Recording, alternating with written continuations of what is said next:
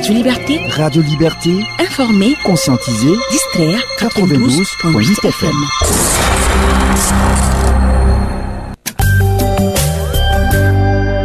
La grande édition du journal, présentation Tanga Thierry Zongo. La coordination nationale des syndicats de l'éducation prévoit des marches meetings sur toute l'étendue du territoire national à l'occasion de la journée mondiale de l'enseignant le 5 octobre prochain. Les responsables de la dite coordination étaient face à la presse ce matin. Accusés d'avoir fait du plagiat, les lauréats du concours d'architecture pour la construction du mémorial Thomas Sankara apportent leur part de vérité. Ces derniers déclarent avoir conçu le projet sur la base des réalités locales et culturelles. Dans le cadre de la lutte contre le terrorisme, les autorités ne cessent de prendre des mesures qui pourtant ne sont pas constatées sur le terrain. Pour la rédaction de Radio Liberté, la lutte contre ce phénomène passe urgemment par l'amélioration des conditions de travail des forces de défense et de sécurité. C'est le sujet de l'éditorial de ce vendredi.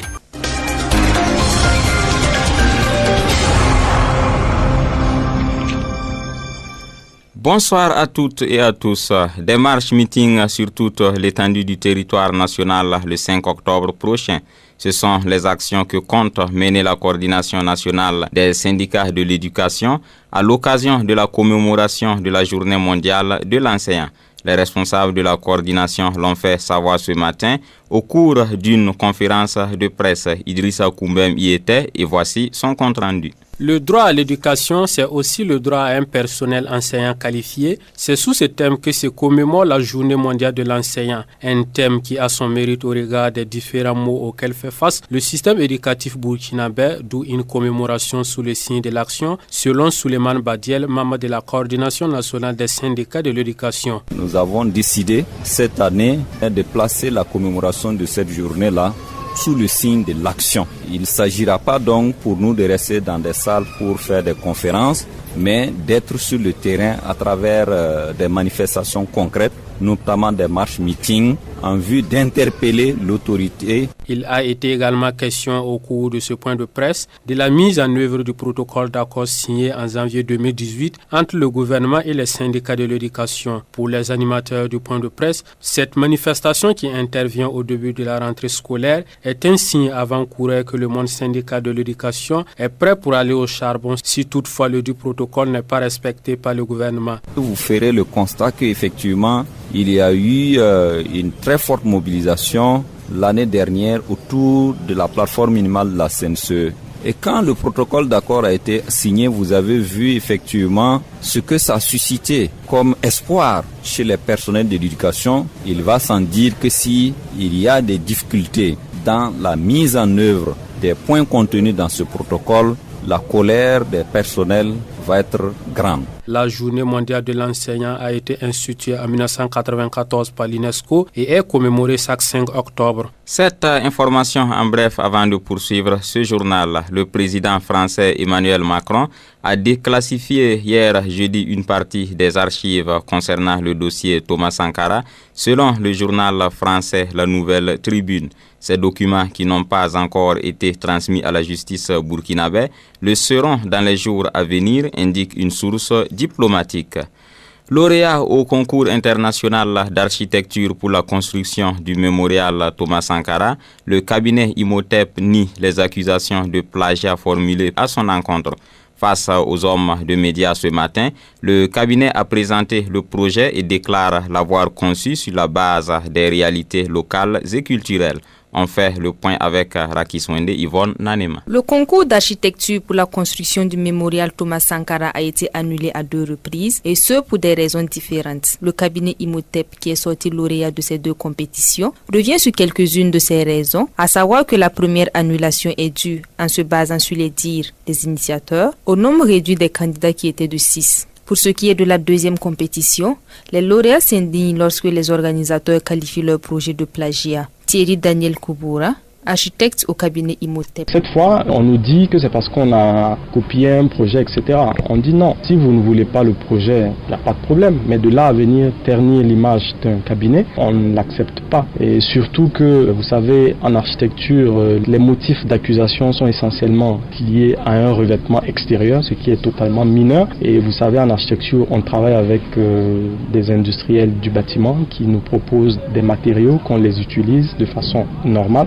Face à une telle situation, les lauréats du concours ont entamé certaines mesures en vue de défendre leur projet. Thierry Daniel Kouboura. C'est l'occasion aussi de dire que je suis rentré en contact avec les architectes américains qui ont conçu la fameuse librairie qu'on a censé avoir copiée et leur réponse est sans équivoque. Ils estiment que notre projet est entièrement original et qu'en aucun cas ils ne voient ça comme du plagiat. Donc nous, en tant qu'architectes, on estime en fait que les raisons d'annulation de ce concours sont à rechercher ailleurs, mais pas dans la qualité intrinsèque de notre projet. Affirmant avoir subi des préjudices au plan national et international, notamment en ce qui concerne l'image du cabinet, les lauréats ont intenté une poursuite judiciaire contre les organisateurs du projet.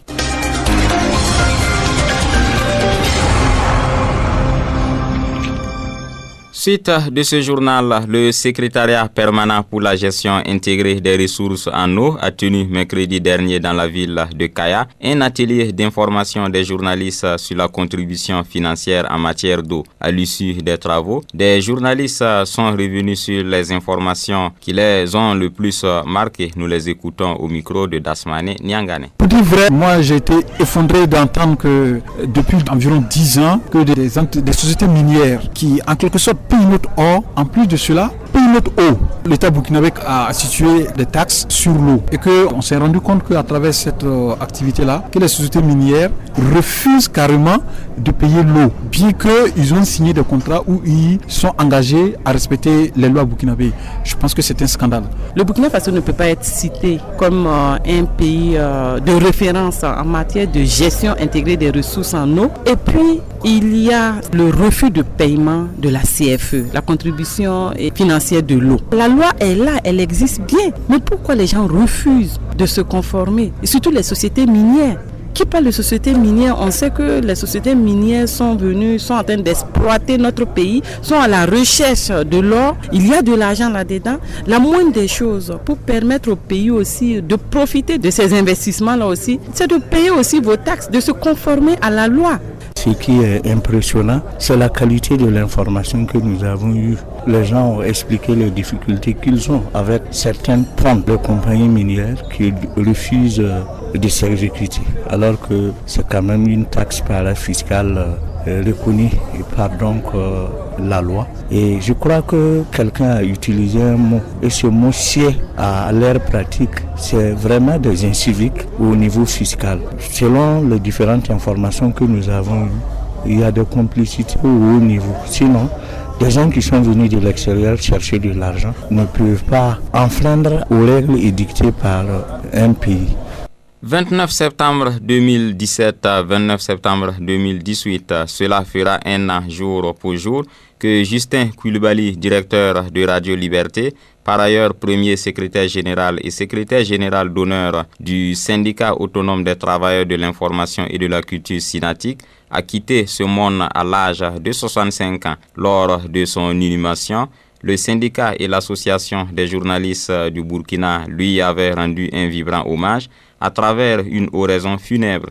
Nous vous proposons de revivre l'événement à travers un extrait de cette oraison qui a été lu par l'actuel secrétaire général du Synatique, Siriki Dramé. Justin Koulibaly, 27 ans durant, tu as mené le combat pour la liberté d'expression et de presse, pour la démocratie tout court. Tu t'es toujours battu pour de meilleures conditions de vie et de travail pour les hommes et femmes des médias et pour les droits démocratiques et sociaux des populations burkinabées de façon générale. Tu as réussi ta mission. Tu laisses à la postérité un syndicat dynamique et combatif. Ta vie a été entièrement dévouée à la lutte. Ni la répression, ni les menaces et intimidations ne t'ont fait abandonner tes idéaux. Ainsi, en mai 1990, Tu as été licencié de la fonction publique 6 mois à peine après la naissance de ton premier fils, Rodrigue. Camarade Justin, tu as été licencié au motif fallacieux de laxisme dans tes fonctions de rédacteur en chef du journal Sidoya, et cela pour avoir voulu assurer avec professionnalisme le droit du public à l'information sur les événements de mai 1990 ayant conduit à l'assassinat de Dabo Boukari à l'université de Ouagadougou. Dans l'article écrit par le reporter envoyé couvrir les événements que tu as validés en tant que rédacteur en chef, il y avait cette fameuse phrase que tu nous as dit que tu ne vas jamais oublier et qui nous a tous marqués. La voici. Quand Salif Diallo arriva, tout se gâta. Et c'est ça qui a constitué donc le motif pour ton licenciement. Après ta réintégration quelques mois plus tard, tu as été déclaré personne non grata dans les médias et chassé entre griffes du ministère de l'Information et de la Culture à cause de ton engagement. Ton engagement syndical ne s'est pas limité au Synatic. Dans ta position de secrétaire général de notre syndicat, tu as amplement contribué à la création et à l'animation du collectif syndical CGTB, du collectif des organisations démocratiques de masse et des partis politiques, de l'unité d'action syndicale et de la coalition nationale de lutte contre la vie chère, la corruption, la fraude, l'impunité et pour les libertés. Les mots nous manquent pour traduire ce que tu as été pour nous, pour le monde de la presse, pour le mouvement démocratique et révolutionnaire. Nos mots ne suffiront jamais pour te rendre hommage, ne suffiront jamais pour apprécier le précieux héritage que tu nous as légué. Tu nous as appris la détermination, l'engagement. Va en paix, Justin Koulibaly, intrépide combattant. Coron Justin, repose en paix, camarade Justin Koulibaly. Sport sans transition, le sélectionneur des étalons du Burkina Faso, Paulo Duarte, a rendu publique une liste de 24 joueurs convoqués pour la double confrontation au Burkina Faso-Botswana dans le cadre des éliminatoires de la CAN 2019. 18 joueurs ont été pré-convoqués et un dernier complétera la liste dans les jours à venir. On note la présence des habitués avec cependant quelques absents. Le point avec Danouma Ismaël Traoré. Un seul joueur du Faso Foot a été convoqué pour la double confrontation des étalons du Burkina Faso avec le Botswana, comptant pour les 3e et 4e journées des éliminatoires de la CAN 2019. Il s'agit du sociétaire de l'association sportive des fonctionnaires de Bobo Dioulasso, Cheikh Djibril Ouattara. Aux côtés du meilleur buteur de la saison écoulée du Faso Foot, on note la présence des habitués de la sélection nationale, Charles Kabore, Bakary Koné, Alain Traoré, Steve Yago, Banou Diawara, Bertrand Traoré, Blati Touré, Yacouba Koulibaly, Issoufou Dayo, Hervé Kofi Kouakou et Jonathan Pitroapa. Les grands absents demeurent Aristide Bansé et Préjus Nakoulma. Selon le sélectionneur des étalons Paulo Duarte, l'absence de Aristide Bansé s'explique par le fait qu'il est toujours en état de convalescence. Préjus Nakoulma, lui, est sans club. Toutefois, précise le technicien portugais, Préjus Nakoulma est en pleine forme et s'entraîne individuellement, chose qui pourrait l'amener à être convoqué pour compléter la liste. Paulo Duarte explique cette situation par le fait que ce sont des matchs importants qui doivent être joués et qu'il a besoin de ce joueur au regard de ses qualités. Sur la présence de Patrick Malo parmi les étalons convoqués après les nombreuses critiques faites à son encontre, le sélectionneur soutient que son défenseur a pris conscience de ce que la sélection attend de lui. Le sélectionneur ajoute que Patrick Malo confirme match après match qu'il est l'un des meilleurs défenseurs de la sélection nationale. À la question de savoir s'il n'est pas en partie responsable des erreurs commises par le portier des étalons Hervé Kofi Kouakou, Paulo Duarte indique que Hervé Kofi Kouakou demeure un excellent gardien, mais qui a encore besoin de plus de concentration, d'expérience et de maturité. Le match aller est prévu pour se jouer le 13 octobre prochain au stade du 4 août de Ouagadougou. Le stage de préparation des étalons débute le 8 octobre prochain. Toujours en rapport avec la CAN, le président de la Confédération africaine de football CAF, Ahmad Ahmad, a annoncé ce vendredi que son institution n'effectuera aucune communication sur le maintien ou pas du Cameroun pour la Coupe d'Afrique des Nations 2019 avant l'élection présidentielle prévue dans ce pays le 7 octobre prochain. Selon lui, cette décision découle du fait que la CAF ne voudrait pas perturber la campagne électorale dans ce pays. Zoom sur le web.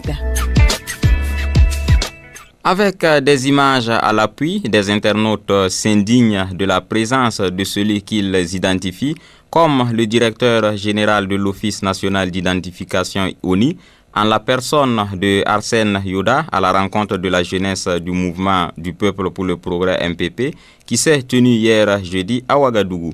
Dans un contexte marqué par le débat sur le fichier électoral avec la carte nationale d'identité burkinabé, retenu comme document de votation, Les internautes n'apprécient pas du tout que le DG de l'ONU s'affiche ainsi lors d'une pareille rencontre du parti au pouvoir.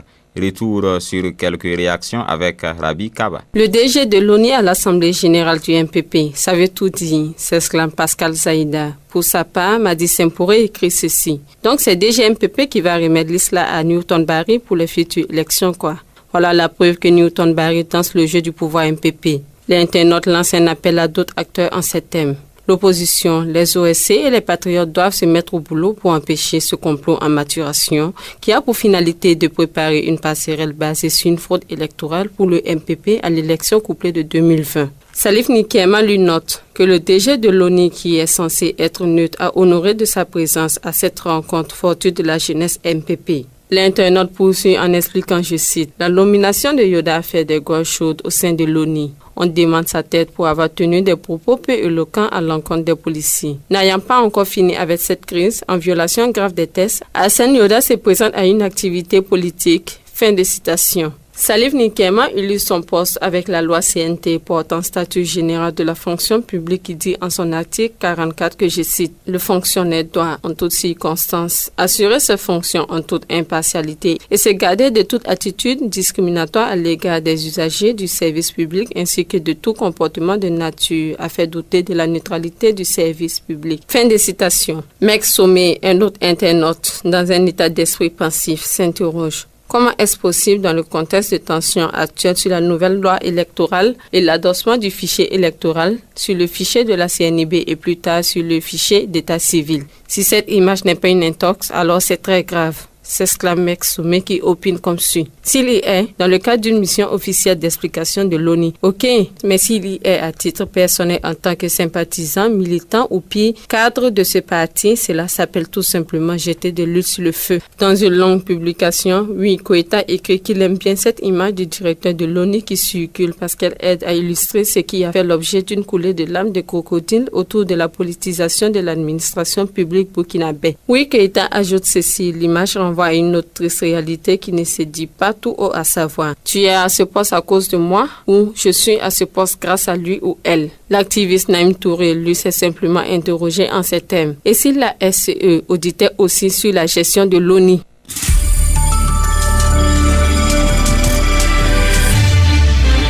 Situation sécuritaire au Burkina Faso face à la recrudescence des attaques terroristes. L'on assiste régulièrement à des prises de mesures par le pouvoir en place. Des mesures pourtant qui peinent à être mises en application. Selon la rédaction de Radio Liberté, pour combattre efficacement le terrorisme, il urge que les autorités se penchent sur l'amélioration des conditions de travail des forces de défense et de sécurité. C'est l'éditorial de ce vendredi qui vous est présenté par Akiswende Yvonne Nanema. La recrudescence des attaques terroristes au Burkina Faso est aujourd'hui plus préoccupante qu'elle ne l'avait jamais été. En plus des multiples attaques dont fait l'objet la région de l'Est, celle du Sahel vient d'être de nouveau touchée cette semaine avec à la solde la mort de 11 éléments des forces de défense et de sécurité FDS, d'un civil et l'enlèvement de 3 personnes. En dépit des sacrifices consentis par les soldats dans les zones en proie aux attaques, les vies d'innocentes personnes continuent d'être fauchées. Face à la situation, nos autorités brillent toujours par leur discours au regard des arguments que celles-ci ne cessent d'avancer. Ainsi, l'issue de la deuxième session extraordinaire de l'Assemblée nationale tenue du 12 au 24 septembre 2018 est assortie de recommandations dont un recrutement massif de jeunes pour le compte des FDS. Une proposition, pensons-nous, qui vient allonger la liste de celles non en phase avec les besoins réels sur le terrain. À quoi un tel recrutement servirait-il si le besoin en matériel et moyens conséquents pour mener à bien leur mission reste à ce jour criard comme l'ont parfois notifié les acteurs directs? En plus, les différentes mesures annoncées en grande pompe par le pouvoir en place peinent toujours à être mises en œuvre. Sont de celles-ci les recommandations issues du Forum national sur la sécurité tenu en octobre 2017. Près d'un an après, force est de constater qu'au lieu de veiller à une application stricte et rigoureuse de ces recommandations, les autorités excellent dans la production de communiqués de condoléances et de décorations à titre posthume. Pour justifier leur échec en matière de politique sécuritaire, elles n'hésitent pas à pointer du doigt toute honte but, ce qu'elles appellent l'ancien régime. Pourtant, nous savons suffisamment que les caciques du pouvoir actuel sont issus de ce régime qu'ils ont contribué à asseoir pendant près de 3 décennies. Aussi, le G5 Sahel que les autorités continuent d'annoncer tambour battant comme une panacée est pourtant aux yeux de plusieurs Burkinabés assimilable à l'image d'une montagne qui a accouché d'une souris. En plus de cela, c'est avec stupeur que les Burkinabés découvrent de plus en plus que même dans les postes hautement stratégiques, à l'instar de responsables chargés de la mise en œuvre des politiques de défense et de sécurité, on ne met pas les hommes qu'il faut à la place qu'il faut. De notre avis, il est impérieux que les autorités arrêtent les prises de mesures à tout vent avant qu'il ne soit trop tard. Point final pour ce journal. Merci de nous avoir suivis. Tiona Sanogo était à la réalisation. Toute l'équipe de Radio Liberté se joint à moi pour vous souhaiter un excellent week-end en compagnie de nos programmes.